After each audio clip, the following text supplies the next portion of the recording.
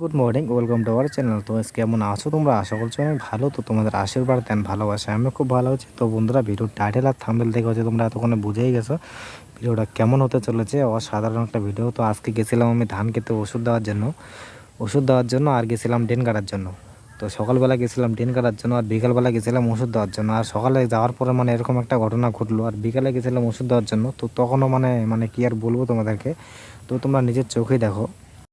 তো গাইস, এখন বাজে সকাল 6টা আর আমি এখন চলে আসছি মানে ধান ক্ষেতের ডেন কাটার জন্য।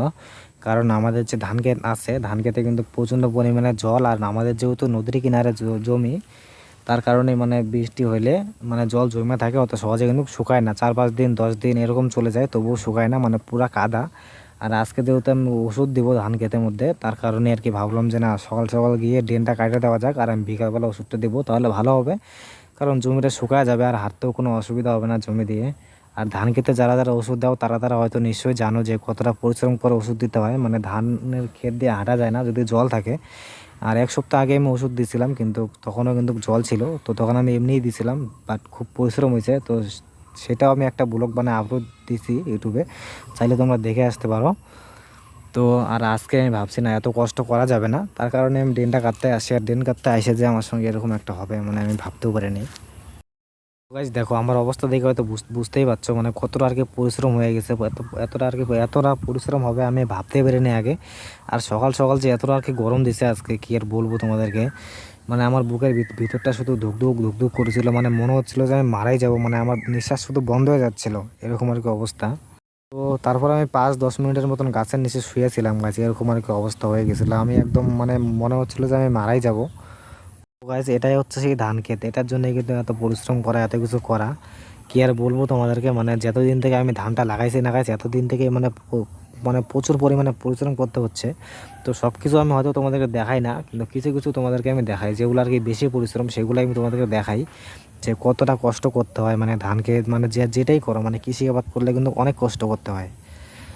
তারপর কি আর করার গাইস, আবারও চলে আসলাম আমি ডেন কাটার জন্য, যেহেতু আমার ডেন কাটা হয় নাই। তো অনেক কষ্ট করে মানে ডেন কাটা আমার ফাইনালি শেষ। তো অনেক কষ্ট করলাম, তো তোমার তো দেখলেই। তো বিকেলবেলায় কিন্তু আমি আবারও আসবো মানে ওষুধ দেওয়ার জন্য, তো সেটাও তোমরা দেখতে পাবে, এই ভিডিওর মধ্যে দেখতে পাবে। তো আমি তোমাদের দেখানোর চেষ্টা করব, তো ভিডিওটা দেখতে থাকো। যাই হোক গাইস, এই নদীটা আছে দেখতে পাচ্ছ, এই নদীতে কিন্তু বিশাল মাছ। তো এই নদীতে আমি ভাবছিলাম যে না, নদীতে একটু বিষ ঢেলে দেওয়া যাক। তো যেহেতু আমি বিকালবেলা আসবো স্প্রে করার জন্য, তো স্প্রে করার পরে মানে যেটুকু বিষ বেশি হবে, তো পুরোটা আমি ঢালে দেবো। ঢালে দিয়ে দেখবো যে এই নদীতে মাছ মারা যায় কি না যায়। নদীতে কিন্তু অনেক মাছ। তো কথাই আছে না গাইস, ছোটো লঙ্কার ঝাল বেশি, ঠিক তেমনি হয়তো নদীটা হয়তো ছোটো হতে পারে, কিন্তু নদীতে মাছ প্রচণ্ড।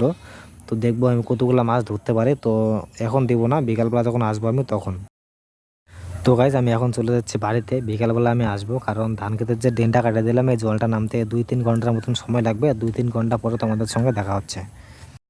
যাই হোক গাইজ, এখন বাজে বিকাল 4টে আর আমি এখন চলে আসলাম ওষুধ দেওয়ার জন্য। আর আকাশটা কিন্তু গাইজ খুব খারাপ করতেছে, মনে হচ্ছে যে ঝড় বৃষ্টি আসতে পারে। তো যদি ঝড় আসে তো কোনো প্রবলেম হবে না, যদি বৃষ্টি আসে তাহলে কিন্তু অনেক ক্ষতি হয়ে যাবে আমাদের। তো ক্ষতি বলতে মানে ওষুধটা যে আমি স্প্রে করব, মানে ওষুধটা স্প্রে করার পর যদি বৃষ্টি হয় তাহলে কিন্তু সবটাই মানে ধুয়ে চলে যাবে, আর কোনো কাজ করবে না। যেহেতু আমাদের ক্ষেতে প্রচণ্ড পরিমাণে পোকা ধরছে, মানে ধানের যে শীষগুলো বের হয়েছে সব কাইটা দিচ্ছে। তো গাইস, এটাই হচ্ছে সেই ওষুধ স্প্রে করার মেশিন। আমার হাতে যে তোমরা বিষের বোতলটা দেখতে পাচ্ছ, এটাই কিন্তু আমি এখন ধান খেতে দিব। আর এটা ধান খেতে দেওয়ার পরে মানে যেটুক বিষ বেশি হবে তার পুরোটাই আমি নদীতে ঢালে দেবো, দেখবো যে মাছ মারা যায় কি না যায়। বন্ধুরা দেখো, আমি এক ট্যাঙ্কি ওষুধ খালি করতে না করতে মানে এত পরিমাণে যে ঝড় আসবে তো আমি ভাবতে পারিনি, আগে জানলে হয়তো আমি আসতামই না। তো তখন মানে হালকা হালকা আকাশটা খারাপ ছিল, তো তবু আমি চলে আসছি ওষুধ দেওয়ার জন্য। তো তবু দেখো মানে এত পরিমাণ আর কি ঝড় আসছে।